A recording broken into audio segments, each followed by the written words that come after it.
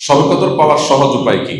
শবে কদরের রাত যেহেতু একেবারেই চূড়ান্তভাবে ফিক্সড কোনো রাত নয়, সেজন্য শবে কদর পাওয়ার উপায় হলো রমজানের শেষ দশকের প্রত্যেকটা রাতে ইবাদত করা। প্রত্যেকটা রাতে ইবাদত করার যদি সুযোগ না হয়, তাহলে কমপক্ষে বেজোড় রাতগুলোতে ইবাদত করা। নবী সাল্লাল্লাহু আলাইহি ওয়াসাল্লাম বলেছেন, তাহাররাউ লাইলাতুল কদরি ফিল বিদরি মিনাল আশরিল আওয়াখিরি মিন রমাদান। রমজানের শেষ দশকের বেজোড় রাতগুলোতে তোমরা কদর তালাশ করবে। তার মানে এর মধ্যে যে কোনোটা হতে পারে। আল্লাহ তাআলা বিষয়টাকে উজ্জ্বল রেখেছেন কেন? হাফেজ ইবনে হাজার আসকালী রাহমাতুল্লাহ আলাইহি বিশ্ববিখ্যাত হাদিস ব্যাখ্যাতা, হাদিস বেত্তা, তিনি সহিহ বুখারীর বিখ্যাত ব্যাখ্যা গ্রন্থ ফাথুল বারীতে লিখেছেন যে আল্লাহ রাব্বুল আলামিন লাইলাতুল কদর নির্দিষ্ট একটা রাতকে ফিক্সড করে না দিয়ে, এই যে শেষ দশক আবার বেজোড় রাতগুলোর মধ্যে সম্ভাবনা বেশি, এটা করেছেন যাতে করে আমরা বেশ কয়েকটা রাত ধরে ইবাদত করতে পারি। এখন মনে হতে পারে এটা তো আমাদের কষ্ট হচ্ছে, আমাদের জন্য বোঝা হলো, ফিক্সড হলে তো আমাদের জন্য সহজ হয়ে যেত।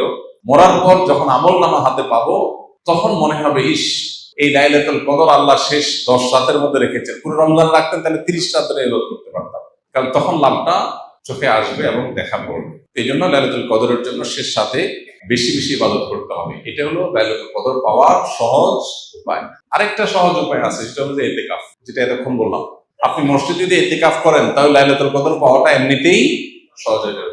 এমনকি ইতিকাফকারী ব্যক্তি, যদিও শেষ দশকে নবী সাল্লাল্লাহু আলাইহি ওয়াসাল্লাম রাত জেগে থাকতেন, যদি কোনো কারণে তিনি ঘুমাতে হয়েছে, ঘুমিয়েছিলেন, তারপরে ইতিকাফকারী ব্যক্তি ঘুমাইলেও সেটা ইবাদতের মধ্যে। বাসার ঘুম আর মসজিদে ইতিকাফকারী ঘুমের মধ্যে পার্থক্য আছে। মসজিদে অবস্থানটাই ইটসেলফ একটা ইবাদত। অতএব আপনি যদি চান যে আমার লাইলাতুল কদর মিস না হোক, তাহলে তার জন্য সবচেয়ে মোক্ষম সুযোগ এবং সবচেয়ে সহজ উপায় হলো ইতিকাফ করা। ইতিকাফ অত্যন্ত প্রেমময় একটি ইবাদত, যেটা খুব ভেতর থেকে ফিল করা যায়। আল্লাহর সাথে একান্তে কথা বলা যায়, অনুভব হবে যে আমি আল্লাহর ঘরে আছি, আল্লাহর ঘরে হাজির হয়ে গেছি। সবাই বের হয়ে যাচ্ছে, আমি বের হচ্ছি না, কারণ আমি আল্লাহর ঘরে বন্দী, নিজেকে বন্দী করে ফেলেছি। অন্যরকম এক ফিল আসবে ইনশাআল্লাহ। রমজানে কাজা হওয়া রোজা মা বোনরা কখন রাখা সর্বোত্তম হবে? সবচেয়ে উত্তম হলো সওয়ালের মধ্যে রেখে ফেলা, যত আগে রাখা যায়। যদি সেটা না রাখা যায়, পরবর্তী রোজার আগে আগে রেখে ফেলা উচিত। আয়েশা রাদিয়াল্লাহু তাআলা আনহা তার ভাঙতি যে রোজাগুলো হতো, সেগুলো তিনি পরবর্তী রমজানের আগে শাবান মাসে রেখে ফেলতেন। তিনি এর মধ্যে রাখতে পারতেন না কেন? কারণ নবী সাল্লাল্লাহু আলাইহি ওয়াসাল্লাম তার সাথেই থাকতেন, এবং নবী সাল্লাল্লাহু আলাইহি ওয়াসাল্লাম সাথে থাকার কারণে, স্বামীর সাথে থাকার কারণে স্বামীর হাজত বা প্রয়োজনকে মাথায় রেখে রোজা রাখতে সুযোগ পেতেন কম। এদিকে শাবান মাসে নবী বেশি বেশি নফল রোজা রাখতেন, ওই সুযোগে তিনি তার রোজাগুলো রেখে ফেলতেন। এই জন্য শেষ সময় হলো পরবর্তী রমজান রাখা। কোনো কারণে যদি সেটাও কেউ না পারে, তারপরে রাখলেও আদায় হয়ে যাবে। রোজা রেখে কোন আমলগুলো করলে সওয়াব সবচেয়ে বেশি? রোজা রেখে সবচেয়ে গুরুত্বের সাথে যে বিষয়টা খেয়াল করা দরকার, সেটা হলো সকল প্রকার গুনাহ থেকে বেঁচে থাকা।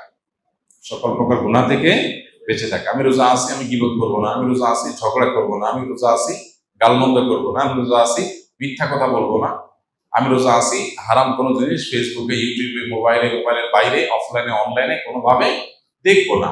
এই জিনিসটা হলো রোজার মধ্যে সবচেয়ে গুরুত্বের সাথে আমাদের করা দরকার। আমরা বেশিরভাগ মানুষ নফল আমল করি, ফরজের খবর নেই। আমরা কোরআন তেলাওয়াত করি, আমরা ওয়াজ শুনি, আমরা জিকির আজকার করি, কিন্তু আমি মোবাইলে হারাম জিনিস দেখি, ভিডিও দেখি, মিউজিক শুনি, ইচ্ছায় অনিচ্ছায় আমার জ্ঞাতসারে অজ্ঞাতসারে গুনাহ করি। তাহলে আমার রোজার পুরো ফজিলতটা নষ্ট হয়ে যায়।